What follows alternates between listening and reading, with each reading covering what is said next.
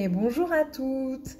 Alors, comme promis, je vous fais une petite vidéo pour vous montrer un petit peu mon organisation. Donc, mon organisation à l'année, mon organisation par semaine et aussi mon organisation du quotidien. Je vous avais posé la question mi-janvier et vous avez été très nombreuses à être curieuses, je pense, de connaître un peu mon organisation et surtout à avoir envie d'inspiration, de savoir exactement comment je m'organise.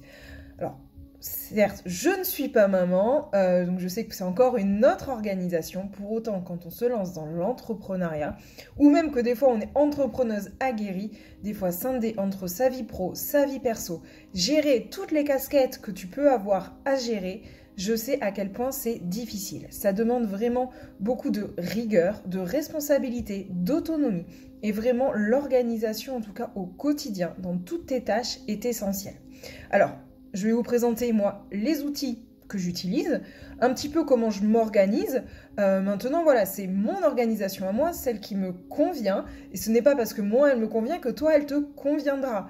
Voilà, donc tu peux venir piocher tout ce que tu as à piocher. Tu peux aussi me dire en commentaire, toi, comment tu t'organises, ce qui t'a aidé, ce qui t'a pas aidé. Voilà, échangeons là-dessus parce qu'il n'y a pas une organisation parfaite, mais il y a ton organisation parfaite. Du coup, je vais commencer par te présenter mes outils. Alors déjà, bienvenue sur mon plan de travail. Voilà, comme tu peux voir, il y a quelques fleurs, des ordinateurs, un peu de lumière, un petit tableau où je mets notamment des phrases motivantes et des infos essentielles à avoir à la main, enfin sous la main, la tasse de thé, les téléphones, voilà, le petit bureau tranquille. Donc, déjà, première chose, pour m'organiser, j'ai les objectifs de l'année. Pour ça, je les ai retranscrits sur Trello. Que moi, voilà, c'est un choix, Trello, Notion. Moi, j'ai eu l'habitude de travailler avec Trello, donc du coup, je les consigne sous Trello. Donc, il y a les objectifs de 2023 avec la vision de l'entreprise, les missions, les buts, les différents objectifs. Viennent ensuite les objectifs du premier trimestre, donc il y a le T1, tu vois, T1 pour trimestre 1, et ensuite je découle mois par mois avec les différentes semaines où dedans j'y inscris les tâches importantes à faire semaine après semaine pour atteindre mes objectifs. Là, comme tu peux voir, je n'ai pas encore inscrit ceux du deuxième trimestre. Je verrai le moment venu en fonction de mes avancements. Et puis, peut-être que tu as vu passer le message, mais je suis en train de refondre certaines choses sur Viadea, donc ça va changer. Voilà, donc ça, vraiment, c'est Trello que j'utilise pour mon organisation à l'année, au trimestre, et noter vraiment les tâches importantes, on va dire, à ne pas oublier d'une semaine sur l'autre. Et ces tâches, en fait, donc là, il y a les objectifs du mois, comme tu peux le voir en début, et par semaine. Donc comme tu peux le voir, il y a des semaines où il n'y a rien parce qu'il n'y a pas de grosses tâches par rapport à mes objectifs.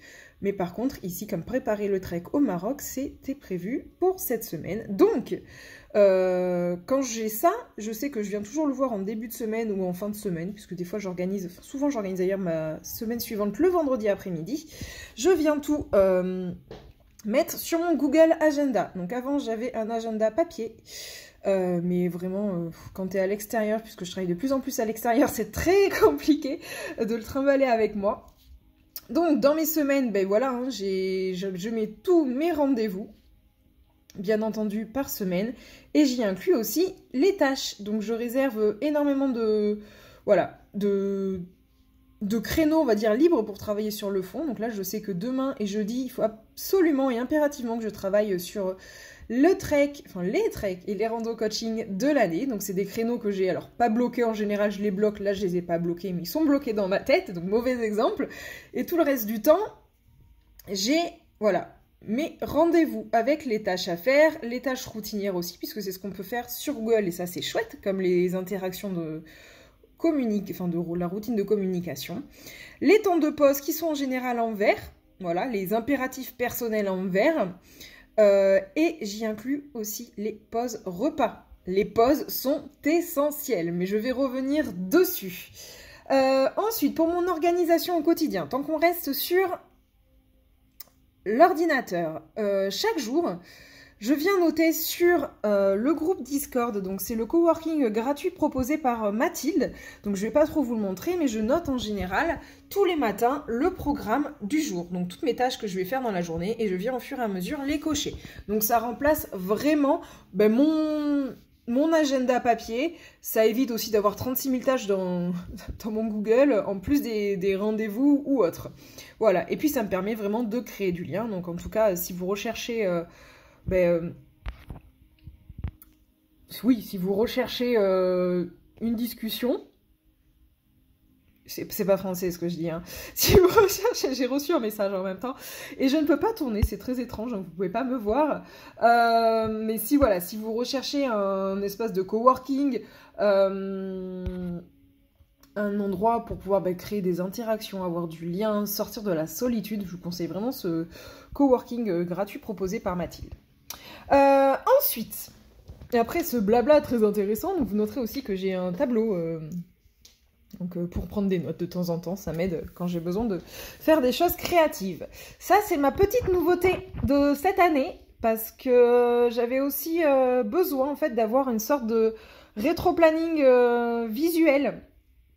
Mais vous savez, d'un coup d'œil, en fait, je vois exactement les temps libres ou non dans mon année pour pouvoir répartir la charge de travail. Et ça, clairement, que ça soit sur un Excel, que ce soit sur du papier, je n'y arrivais pas. Et donc, grâce à mes parents qui m'ont offert ce magnifique tableau, en revenant, c'est pas mon cadeau de Noël, mais je suis repartie avec, comme si c'était un cadeau de Noël. Voilà, et donc du coup, j'ai créé mon propre rétro-planning visuel. Donc on est d'accord, hein, c'est que les grosses tâches, c'est pas tous les rendez-vous. Mais c'est pour me rappeler les choses importantes semaine après semaine. Donc là, il y a plusieurs couleurs. La première chose que je vous ai placée, ce sont les vacances. Les week-ends de repos impératifs, les jours fériés, très importants aussi. Bref, donc voilà, j'ai commencé par placer ça, puisque vraiment l'année dernière, ce qui a été impactant pour moi, ça a été de un petit peu faire sauter les vacances ou les jours de repos au profit de travail. Et je me suis vraiment rendu compte, comme vous avez pu voir notamment dans mes objectifs et mes apprentissages de 2022, dans ce bilan de 2022, que quand je me repose, je suis beaucoup plus alerte, je suis beaucoup plus créative, je suis plus disponible, plus efficace, et j'en ai besoin, et comme vous d'ailleurs, parce qu'on en a tous besoin, on est humaine, c'est tout. Et c'est d'ailleurs pour ça aussi que je m'impose maintenant des temps de repos, mais je vous en parle après. Donc voilà, en orange, donc ça c'est vraiment du tout fait main, hein. Je veux dire ça, c'est des feuilles colorées que j'ai achetées chez Action, ça je me suis... amusée à découper, voilà, deux petits, regardez, vous pouvez le voir, hein, c'est deux petits bouts de papier et à les coller dessus. Ensuite, en jaune, c'est tous les accompagnements individuels avec les grandes dates, accompagnement voilà, des différentes sessions de coaching. En rose, c'est toutes les dates avec les partenaires que je remplis au fur et à mesure. Et en général, je n'essaie de pas mettre, donc, sauf là, cas exceptionnel, plus de 4 ou 5 tâches par semaine. Puisque de toute façon, si ça va au-delà, c'est que je ne peux pas. Voilà, et mon équilibre perso et professionnel est très importante. Il y a aussi toutes les dates en vert des randos coaching et des treks programmés pour le moment. Et puis je crois que c'est tout. Voilà pour mon organisation et, au niveau global et au niveau des outils. Et maintenant, comment je m'organise concrètement au quotidien? Alors, j'ai une trame type au quotidien, mais voilà, là encore, ça dépend de plusieurs paramètres. Généralement, j'aime me lever tôt et prendre du temps pour moi, du temps seul. C'est presque essentiel pour moi pour commencer ma journée, pour juste être en paix avec moi-même et ne pas commencer comme une furie. Voilà, j'ai besoin d'être seule, j'aime la solitude, voilà, c'est un besoin que nous n'avons pas tous et toutes. Donc du coup, en général, voilà, je commence le matin par un temps pour moi. Alors si je suis vraiment fatiguée, ce temps, je le prends pour dormir. Voilà, on va être honnête. Sinon, j'aime écrire, j'aime méditer. J'aime des fois juste contempler, être dehors et contempler la nature. Je prends ce temps aussi pour faire du sport, pas forcément longtemps. Un quart d'heure, une demi-heure, ça dépend ce que je fais. Cardio, renforcement musculaire, ça peut être aussi juste des étirements, juste du yoga, mais une mise en mouvement physique pour, on va dire, un petit peu évacuer toutes les pressions, les tensions, voilà, et continuer par l'écriture. Donc ensuite, je me prépare, je petit déjeune, je n'oublie pas surtout mon jus de citron au réveil, voilà. Donc plein de petites habitudes comme ça, et en général, je fais en sorte d'être active à mon bureau vers 9h. 9h30, grand maximum, si vraiment j'ai rien, mais je fais en sorte que ça soit pour 9h. De là, je vais écrire mes petites tâches du coup sur le coworking. Je salue tout le monde, je suis sur 2 communautés actuellement, donc je dis bonjour à tout le monde. Et je me mets au travail, donc soit rendez-vous, soit voilà, le travail. Je fais en sorte de m'arrêter vers 12h30, 1h. En général, c'est plus vers 1h pour déjeuner. Et vraiment, là, maintenant, je ressens de plus en plus le besoin de faire stop. Je ne mange pas devant mon écran, sauf cas de force majeure, sauf exception. Mais je prends ce temps pour moi pour souffler. Et même quand je n'ai pas le temps, même si c'est que 20 minutes, mais c'est 20 minutes qui sont vraiment pour moi et qu'on ne pourra pas m'enlever. Mais comme le matin, le fait de m'occuper de moi le matin, il peut se passer n'importe quoi dans la journée, n'importe quel imprévu, j'ai pris ce temps pour moi. Et personne ne pourra me l'enlever. Donc voilà, donc en général je reprends vers 13h30, 14h, ça dépend. Et l'après-midi, je fais en sorte de souvent, dès que je peux, sauf quand j'ai des rendez-vous en visio, d'aller travailler à l'extérieur. Ça me permet aussi vraiment de faire une scission entre le pro et le perso le soir en rentrant. Parce que je sais aussi très bien, et je sais que je suis pas la seule, quand on est entrepreneuse, couper entre le pro et le perso, c'est difficile. Donc voilà, moi j'ai trouvé cette technique, je pars dans un café, je vais à la bibliothèque, bref, je bouge. Rien qu'aussi le fait de marcher en fait, le fait de marcher, de sortir pour aller dans un autre lieu, ça permet tout simplement de se mettre en mouvement, de prendre le soleil quand il est là, mais voilà, en tout cas d'évacuer les pressions, de ralentir. Et après, je suis aussi beaucoup plus efficace. Donc le soir, je fais en sorte de faire des pauses. Et c'est vrai que ça fait quelques semaines maintenant que j'ai expérimenté le fait de mettre des horaires comme ça. C'était pas très confortable pour moi avant. Et je sais que vous êtes nombreuses aussi à vous dire, mais moi je travaille quand je veux, je mets pas d'horaire, je mets pas de contraintes, parce que j'aime mon travail, j'y prends beaucoup de plaisir. Oui, mais moi aussi, je veux dire, je pourrais travailler H24. Par exemple, hier soir, je me suis retrouvée, je sais plus, j'ai fini vers 18h. Mais j'avais fait toutes mes tâches de la journée. Il y a toujours des choses à faire. J'aurais pu faire plein d'autres choses. Mais voilà, notamment là, je suis en train de retravailler aussi de re-ranger tous mes outils. Je renettoie des petites choses qui sont essentielles, qui peuvent contribuer à une meilleure, on va dire, charge mentale. Enfin, diminuer la charge mentale. Je me suis dit, ben non, je vais m'arrêter. Mais clairement, j'étais sur mon canapé, je me dis, mais pourquoi tu fais pas ci, pourquoi tu fais pas ça? Et en même temps, je me dis, mais j'ai besoin en fait de ces temps de rien.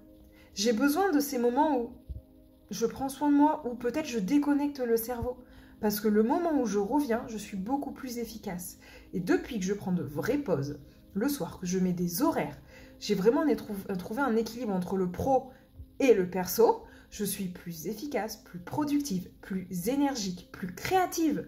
J'ai trouvé énormément de bénéfices et même au sein de mes accompagnements, moi je le perçois, je suis plus disponible. Et ça n'a pas de prix. Donc oui, en tant qu'entrepreneuse, tu peux travailler H24, tu peux prendre énormément de plaisir à le faire, mais tu as aussi besoin de repos et surtout tu as besoin de repos. Tu as besoin de prendre soin de toi, même si sur le moment tu dis mais non j'ai de l'énergie. Sauf que cette énergie, tu puises dedans au fur et à mesure et elle n'est pas, elle n'est pas infinie. Voilà, donc ok tu peux avoir de l'énergie aujourd'hui, ok par moment tu vas forcément travailler plus. Moi aussi par moment je me dis mais non je veux le faire ce soir, point, et je le fais. Mais tu ne peux pas travailler comme ça tous les jours sous couvert que je prends du plaisir. Des fois, il vaut mieux savoir en faire un tout petit peu moins chaque jour et tenir sur la durée. Après, c'est mon avis personnel. Donc ça, c'est vraiment pour mon organisation au quotidien. Aussi, au niveau de la semaine, je fais en sorte de cuisiner les week-ends. Donc il y a vraiment cette habitude de batch cooking que j'ai depuis des années, même en tant que salariée, où je cuisine pour la semaine le week-end. Ou dès que je peux, si je suis pas là le week-end. Et voilà. Je congèle, je prépare à l'avance, comme ça, pour le midi, j'ai pas à me soucier, ou même le soir, il faut que je cuisine. Qu'est-ce que je vais manger? Non, j'ai des repas faits maison, sains, équilibrés, savoureux, et que j'ai plus qu'à réchauffer. Parfait. Donc voilà, donc ça, moi, je t'encourage vraiment à le faire. Ça te prend 2-3 heures, t'es pas obligé de faire des grands plats pour la semaine, mais en général, moi je sais que je gagne énormément de temps sur la semaine et ça n'empêche pas que si j'ai envie d'un plat en particulier un jour, je me fais ce plat en particulier un jour. Voilà, pareil, les lessives, le ménage, je fais en sorte de le faire le week-end et j'arrête de le faire en semaine. Parce que ça, ce sont des tâches qu'on se dit, oh mais je suis à la maison, je peux le faire, oui. Sauf que ça, plus ça, plus ça, à la fin de ta journée, tu as peut-être perdu 1 heure, voire 1 heure et demie à faire des tâches du quotidien. C'est ok, c'est un choix.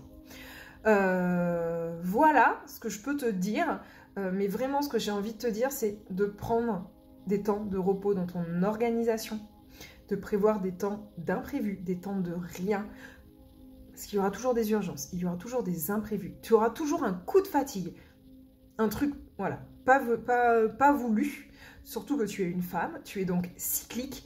Et n'oublie pas que après l'ovulation, jusqu'au moment de tes règles, c'est là où tu vas perdre petit à petit de l'énergie. Donc, tu auras besoin de plus de temps de repos. Ton cerveau sera moins alerte. Et c'est ok. Par contre, n'oublie pas que entre tes règles et l'ovulation, donc à l'inverse, c'est là où tu auras le plus d'énergie. Donc, tu vas rattraper, tout le retard, entre guillemets, des 2 dernières semaines.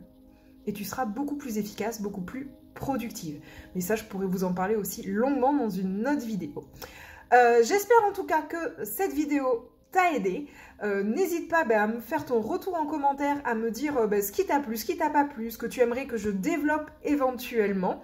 Je fais en sorte de ne pas être trop bavarde, même si c'est un peu ma difficulté. Et puis écoute, je te dis à très vite et belle fin de journée.